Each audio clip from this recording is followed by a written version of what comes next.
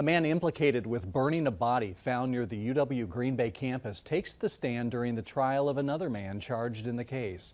Pedro Santiago-Marquez is accused of killing Jason Mendez-Ramos of Ashwaubenon over a large drug debt. Mendez-Ramos's body was found in September of 2021. The man accused of setting the fire to the corpse, Isaac Rodriguez Garcia, taking the stand today for the prosecution.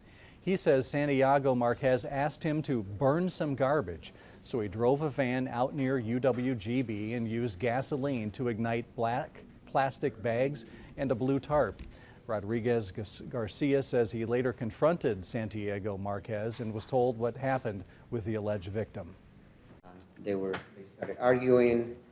There was a physical altercation, pushing, shoving, and then he shot twice.